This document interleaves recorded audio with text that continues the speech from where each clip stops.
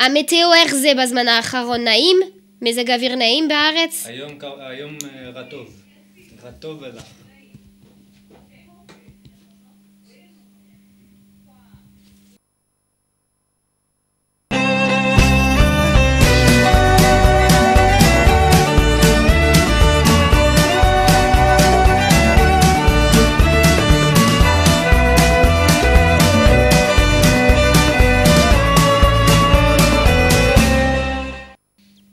Retour sur le plateau de la matinale, quelques soucis techniques, vous avez pu vous en rendre compte, les aléas du direct, vous avez pu notamment voir la météo particulièrement douce sur la majorité du pays. On continue donc et on redémarre cette matinale sans embûche, cette fois avec le point sur l'actualité et Elsa Mimoun. Alors Elsa, c'est la Corée du Nord qui inquiète ce matin, tremblement de terre d'origine artificielle ou essai nucléaire à Pyongyang. Et oui Nathalie, c'est la question qui se posait ce matin alors que les yeux se sont tournés vers Pyongyang. Ces derniers jours, en effet, la Corée du Nord a fait part de son intention de poursuivre ses tests de fusées à longue portée et de procéder à un troisième essai nucléaire comme il l'avait annoncé fin janvier. C'est en tout cas ce que soupçonnent les autorités japonaises et chinoises. Une réunion d'urgence du Conseil de sécurité de l'ONU devrait se tenir dans la journée.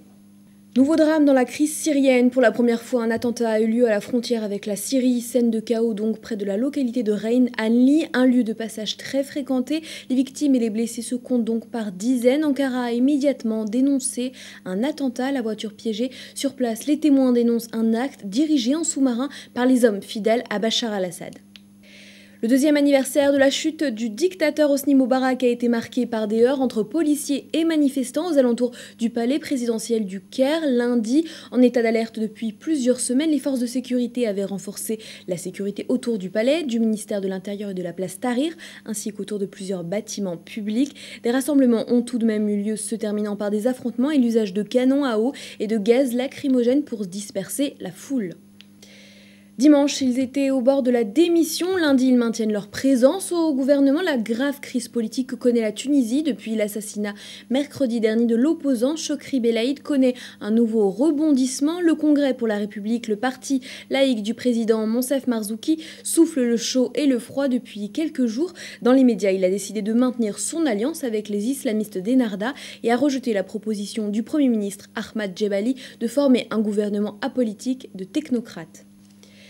Une annonce surprise qui n'arrive qu'une fois tous les 6 siècles au Vatican. Hier, Benoît XVI a créé un précédent en annonçant qu'il renonçait à son titre de pape et ce, à compter du 28 février prochain. Son âge avancé ne lui permettrait plus d'exercer ses fonctions avec la vigueur nécessaire. Résultat, le Vatican cherche à présent un successeur. Un conclave va être réuni dès le 1er mars prochain pour lui trouver un successeur qui devrait être désigné avant les prochaines fêtes de Le président israélien Shimon Peres s'est dit attristé par le départ de Benoît XVI et a appelé le pape sortant à continuer à œuvrer pour le renforcement des liens entre Israël et le monde catholique. Pendant son mandat, le Vatican a constitué une voix claire contre le racisme et l'antisémitisme et pour la paix. Les relations entre Israël et le Vatican n'ont jamais été aussi bonnes. Fin de citation.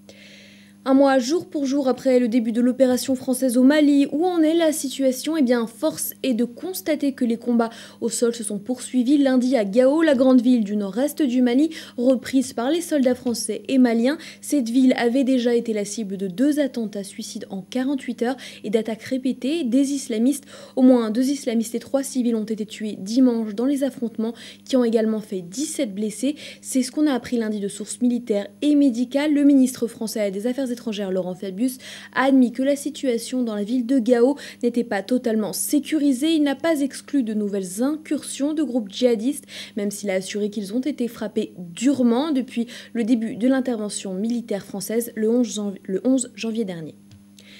Le président des États-Unis, Barack Obama, a donné l'ordre d'allouer 50 millions de dollars, environ 37,5 millions d'euros, à une aide militaire d'urgence pour la France et le Tchad dans le cadre du conflit au Mali. C'est ce qu'a annoncé lundi la Maison-Blanche. J'ai déterminé qu'il existait une situation d'urgence imprévue requérant une assistance militaire immédiate au Tchad et à la France dans leurs efforts en cours pour protéger le Mali des terroristes et des extrémistes violents. C'est ce qu'a affirmé le président Barack Obama. L'Iran se rapproche de la ligne rouge dans le domaine nucléaire, c'est ce qu'a déclaré le Premier ministre israélien. Les Iraniens sont plus proches de la ligne rouge, c'est ce qu'il a indiqué à des dirigeants juifs américains en visite en Israël. Selon un communiqué de son bureau, ils ne l'ont pas franchi, mais ils ont réduit le temps qu'il leur faudra pour le faire. Fin de citation. Notez également qu'à un peu plus d'un mois de la visite officielle d'Obama en Israël, le Premier ministre israélien Benjamin Netanyahu a déclaré vouloir s'engager pour une solution à 2 États. Il n'y aura pas ici de guerre fratricide, c'est ce que déclare le dirigeant du parti Yesh Atid dans son premier discours hier à la Knesset, le Parlement israélien, une déclaration faisant référence à la nécessité de prendre en compte dans la formation d'une future coalition gouvernementale toutes les franges politiques israéliennes. À la fin de ce premier discours hier, Lapid s'est offert une accolade particulièrement chaleureuse avec Naftali Bennett. Elsa, pour ce point, on continue avec cet axe dont on a largement parlé hier avec notre spécialiste en défense Maxime Pérez, l'axe Iran, Hezbollah, des milices pour venir en aide à Bachar el-Assad, une force composée déjà de 50 000 hommes environ pour protéger une plaque tournante depuis le pays des Mollahs et jusqu'à l'organisation terroriste chiite du Hezbollah. On regarde ce reportage, on en reparle après. Son nom, Jaïch al-Shabi. Sa mission, combattre les rebelles en Syrie aux côtés des forces d'Assad. Mais aussi défendre les intérêts de l'Iran et du Hezbollah en cas de chute du régime. Selon le Washington Post qui cite des responsables américains, c'est bien Téhéran et son allié chiite libanais qui ont mis sur pied cette milice, basée sur le modèle des Basij, les forces paramilitaires iraniennes. Les fonds sont iraniens, la formation militaire aussi. Des Pasdaran, les gardiens de la révolution, et des cadres du Hezbollah sont sur place, affirment ces responsables américains. Déjà fort de 50 000 hommes en Syrie, la République islamique et le Hezbollah entendent, selon un officiel arabe ayant requis l'anonymat, préparer le terrain à toute éventualité. Pour les experts, au-delà du maintien d'Assad au pouvoir, le but recherché par Téhéran est de sauvegarder une voie d'approvisionnement en direction du Hezbollah. Une plaque tournante indispensable au maintien de l'arc chiite. Si le régime des ayatollahs dément régulièrement la présence de Pasdaran en Syrie, ces révélations américaines appuient la thèse d'une implication iranienne au plus haut niveau. Le journal américain rapporte les craintes de Washington et Jérusalem quant au morcellement et aux divisions qui touchent l'opposition syrienne.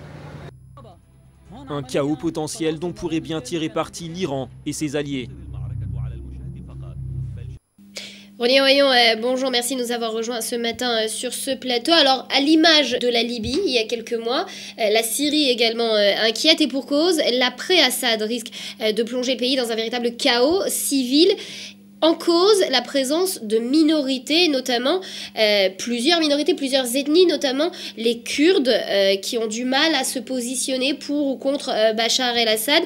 On va faire un focus ce matin sur les choix difficiles auxquels finalement le printemps arabe a confronté cette minorité kurde en Syrie. Qui sont-ils réellement, ces Kurdes en Syrie ? Alors tout d'abord, bonjour Nathalie, il faut le dire, les Kurdes sont quand même la 4e plus grosse ethnie au Moyen-Orient après les Arabes, les Perses et les Turcs. Cette communauté est composée à peu près de 25 millions de personnes, dont on peut dire que 2 à 4 millions sont en diaspora, c'est-à-dire hors du Moyen-Orient, et le reste s'étend, comme on va pouvoir le voir sur notre carte, sur la zone qui est considérée comme le Kurdistan. Alors voilà la carte qui se présente aux yeux des téléspectateurs, aux nôtres également, vous pouvez donc la commenter. Alors c'est exactement ça. Le nord en fait commence à la Turquie, le nord du Kurdistan commence en Turquie et le Kurdistan s'étend jusqu'au sud en Iran et en Irak, en passant bien sûr par la Syrie. Et donc les 4 plus grosses communautés kurdes se trouvent dans ces 4 pays, Turquie, Syrie, Irak, Iran. Alors aujourd'hui, les Kurdes, on va se focaliser sur les Kurdes de Syrie en particulier, même si on sait, et on en reparlera au cours de cette émission, qu'ils sont présents, vous l'avez dit, en Turquie, en Irak et notamment en Iran. Aujourd'hui en Syrie, est-ce qu'ils se positionnent pour ou contre Bachar el-Assad ? Est-ce qu'ils ont une attitude commune sur la question du départ de Bachar el-Assad ? C'est là justement le problème, c'est qu'on ne peut pas isoler vraiment le problème kurde syrien du problème régional du Kurdistan.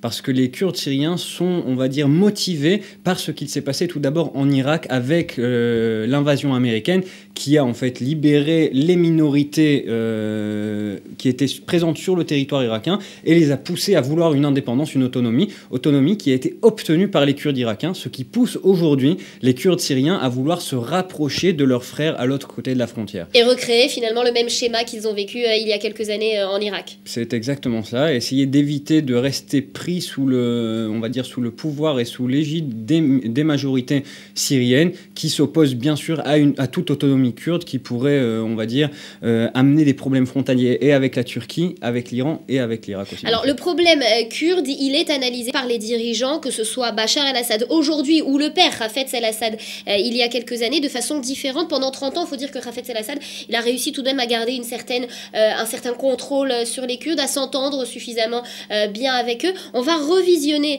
cette carte où on s'aperçoit donc que le nord de la Syrie, c'est une zone kurde, vous le voyez au nord-est de la Syrie, la zone qui est définie en rouge. On le voit bien, il y a une différence de traitement, entre guillemets, entre Hafez el-Assad et son fils Bachar el-Assad de la question kurde. On va dire que Hafez el-Assad a profité d'un certain équilibre avec la population kurde de tout le Kurdistan, à savoir une certaine normalisation des relations des Kurdes turcs avec le gouvernement turc lors des années 70, une normalisation en Iran aussi, car les Kurdes en Iran sont chiites, donc ils sont de profession musulmane chiite, qui est cohérente avec le régime des ayatollahs, et donc tout va à peu près bien là-bas, et en Irak aussi, où Saddam Hussein, une fois tous les 10 ans, devait pénétrer dans les zones kurdes pour, on va dire, tempérer les envies d'autonomie ou d'indépendance, mais au-delà de ça, il y avait un certain calme. Et donc Hafez el-Assad a profité de ce calme. Le printemps arabe, Bachar Assad ne peut pas en profiter. Exactement, à éveiller les consciences du Kurdistan par le biais tout d'abord de la libération encore des Kurdes irakiens lors de l'invasion américaine et au fur et à mesure avec la naissance du PKK, de l'organisation turque terroriste en Turquie, kurde terroriste, donc pour défendre les intérêts des Kurdes. Et maintenant, bien sûr, le printemps arabe attaque la Syrie et les Kurdes voient une opportunité d'infiltrer leur indépendance. Et alors justement, on reparlera de la Turquie un peu plus tard. Est-ce que finalement, ce printemps arabe qui touche la Syrie depuis à présent 2 ans, c'est vu comme une opportunité pour les Kurdes syriens d'obtenir leur indépendance, un petit peu au même titre que ce qui s'était passé en Irak juste après la chute de Saddam Hussein.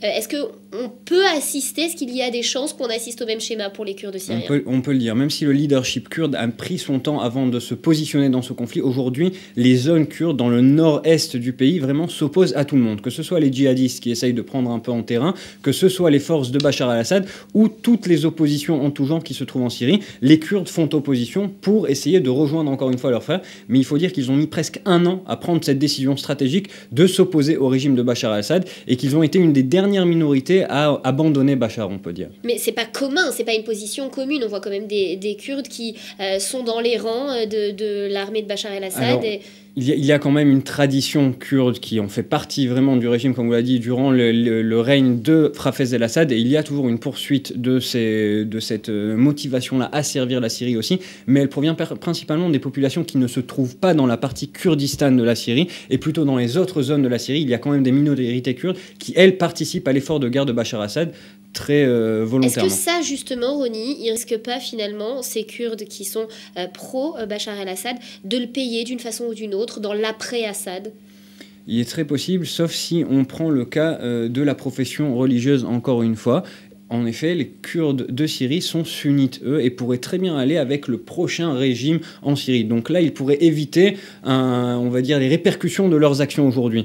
Et en plus, ils s'opposent à Bachar, donc dans ce cadre-là, ils sont assez en sécurité. Les minorités qui servent Bachar el-Assad sont déjà recluses par leur propre communauté. Elles sont déjà exclues de leur propre communauté au Kurdistan syrien et au Kurdistan turc aussi. Malgré tout ça, on peut imaginer que finalement ce grand Kurdistan est possible. On ne considère plus forcément que c'est un mythe, que c'est un rêve. Finalement, le printemps arabe a servi cette cause de grand Kurdistan.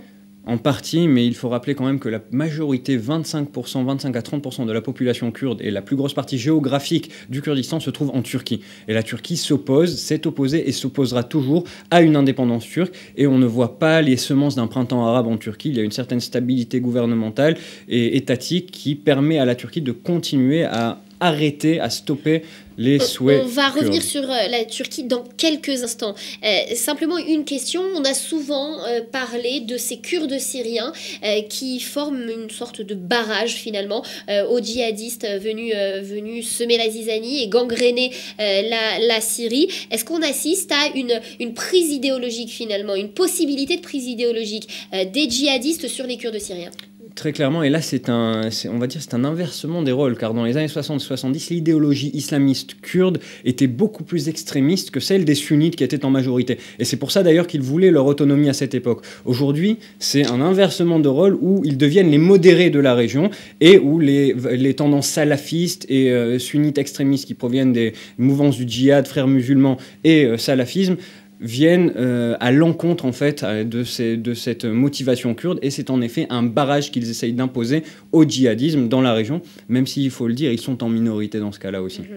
Alors on va élargir un petit peu cette carte qu'on a vue se diffuser, dont on parlait un peu plus tôt. Les Kurdes iraniens, eux, ils font moins la une de l'actualité. Est-ce qu'on doit par là comprendre que finalement ils vivent en paix, ou au contraire qu'ils sont d'une certaine façon étouffés par le régime des mollahs super puissants? Il faut le dire, on l'a déjà dit, il y a une certaine harmonie religieuse, en tout cas, entre la minorité kurde et le régime des ayatollahs, et ça permet en effet un certain calme. De plus, les Iraniens ont toujours essayé de ramener les minorités vers eux plutôt que de les éliminer, comme ça a été le cas en Irak ou même en Syrie aujourd'hui.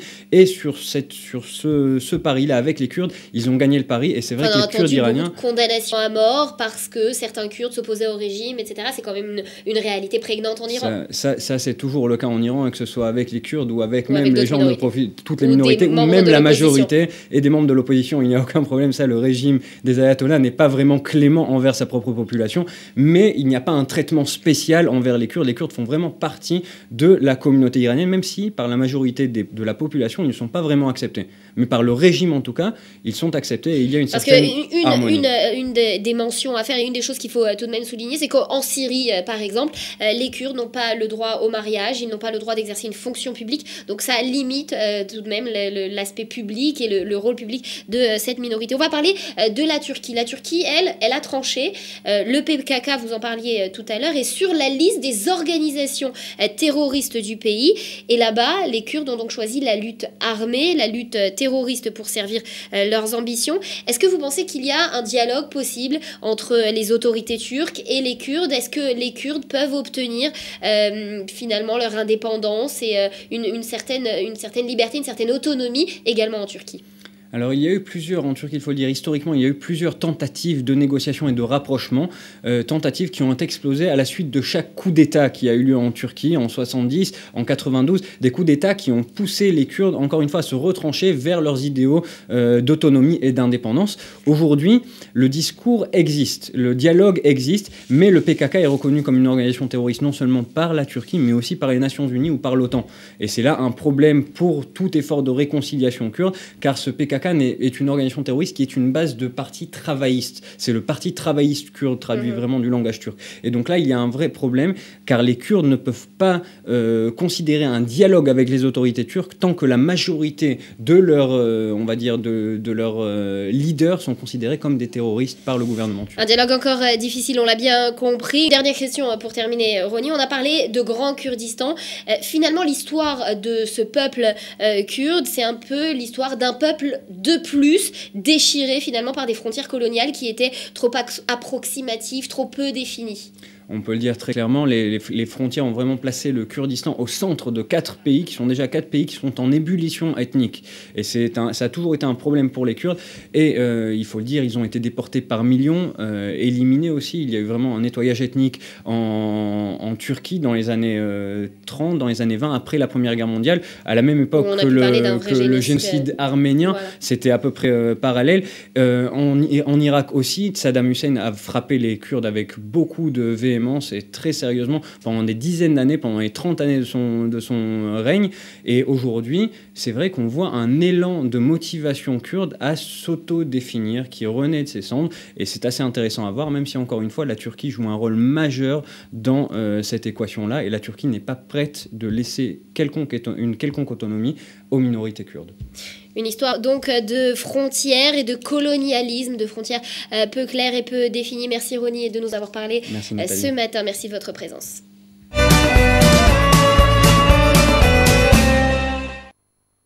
On change d'atmosphère du tout au tout. Nous sommes à présent avec Johanna Seba. Bonjour. Bonjour Nathalie. Alors Johanna, la journée de la femme finalement c'est le 8 mars dans le monde entier, mais en Israël on devance un petit peu cette journée internationale. Toutes les activités, tous les festivals se concentrent autour du sexe fort, on va l'appeler comme ça. Exactement, surtout donc ce week-end où ça va être la Saint-Valentin qui arrive. Donc on va commencer avec le festival de la femme à Eilat. Donc c'est pour toutes les femmes qui n'ont peut-être pas forcément envie de faire la Saint-Valentin avec leur mari, leurs copains, ou qui n'ont personne. Donc elles se retrouvent entre filles à Eilat. Cette année, c'est 1700 femmes qui vont se retrouver. Donc tellement de femmes que ça a été séparé dans 2 hôtels différents à Eilat. Le moyenne d'âge, c'est entre 20 et 70 ans. Donc là, on peut voir les images. Et pendant toute la journée, il va y avoir des spectacles qui sont organisés. Et j'ai remarqué quelque chose de très drôle, c'est que les artistes qui viennent en spectacle, ce sont que des hommes. Plusieurs générations et des hommes qui sont plutôt pas mal. Il y a par exemple Eyal Golan, le chanteur. Il y a aussi Josh qui est la jeune révélation de musique cette année en Israël. Comique, il y a aussi Eli Yatzpan ou encore Adir Miller. Donc je pense que ça va être un bon week-end pour les femmes. On a dit journée de la femme. Il y a d'autres festivals réservés aux femmes en Israël? Oui, tout à fait. Ça, c'est au mois de juin. C'est le festival Shakti. Et là, pour le coup, c'est un festival 100% féminin, où les hommes n'entrent pas, les artistes qui viennent en spectacle, c'est que des femmes. Et là, c'est une ambiance un peu plus spirituelle, baba cool, où les femmes sont habillées en blanc, pieds nus et dansent et font toutes sortes d'activités. Dans d'autres temps et dans d'autres circonstances, on aurait appelé ça de la discrimination positive. Alors voilà. Que font les hommes justement pendant ce temps-là? Alors à Eilat, il va y avoir en même temps que le festival de la femme, donc ce même week-end, il va y avoir le festival du chapeau, festival de spectacle de rue. Donc pourquoi festival du chapeau? Ça fait référence au chapeau des artistes de rue qu'ils posent à leurs pieds pendant qu'ils font leur petit spectacle. Il va y avoir, donc ça se passe sur la promenade de plage ou du bord de mer. Il va y avoir des clowns, il va y avoir des jongleurs, plein de statues vivantes et surtout un spectacle de puces. De puces? Oui, de puces turques. Attention. Donc ça, j'aimerais bien voir ça, un spectacle de puces. Alors, on vous attend. Vous allez à Eilat, vous vous y rendez, vous faites un reportage, vous venez nous rendre vos conclusions. Mais je viens avec les puces, surtout. Mais voilà, j'apprends. Vous pouvez le garder. On verra, on en reparlera. Un autre spectacle où la femme est à l'honneur, un autre festival, ça s'appelle One Billion Rising. C'est quoi exactement? Alors ça, c'est un événement international. Donc ça va se passer donc, le jour de la Saint-Valentin. Toutes les femmes, on espère donc 1 milliard de femmes du monde entier vont se lever pour que cesse la violence faite aux femmes. Alors qu'est-ce qui va se passer? Il y a une chorégraphie qui est la même pour toutes les femmes, sur une chanson qui est traduite suivant toutes les langues et les femmes vont apprendre cette chorégraphie et vont la danser. Danser ensemble, donc sur la même chanson traduite, une façon de fédérer les femmes contre la violence qui leur est souvent faite. Un autre marathon, autre ambiance pour les familles cette fois. Ah oui, alors ça faisait très longtemps qu'on n'avait pas parlé de marathon ensemble, Nathalie. Donc c'est pour ça que j'ai choisi un sujet. J'ai trouvé un sujet, ça c'est le marathon du vélo, le marathon Berry. Ça va se passer vendredi et samedi prochain. Donc le vendredi, on peut voir aussi les images, donc vraiment un cadre magnifique. Le vendredi, c'est pas vraiment pour les familles, hein, c'est plutôt pour les grands. Donc un festival de un marathon de 75 km. Et par contre, le samedi, ça va être plus pour les familles, les enfants, avec des balades à vélo qui sont organisées. Et donc en parlant de vélo, il y a aussi un autre festival, Explorer la roue. Exactement, Explorer la roue. Ça, c'est une exposition interactive. J'adore les expositions interactives, surtout pour les enfants. Donc ça, c'est pour apprendre aux enfants à découvrir le monde de la roue, du vélo. Parce qu'il faut savoir, oui, que les Israéliens adorent le vélo. Moi-même, je suis à vélo tout le temps, donc j'imagine que vous aussi, peut-être. J'utilise pas mal l'équivalent du Vélib à Tel Aviv. Ah oui, bah, tout à fait. Le Tel Ofen. Donc une exposition au musée d'art de Tel Aviv, à surtout ne pas rater, encore une fois interactive, donc les enfants vont s'amuser et les grands aussi.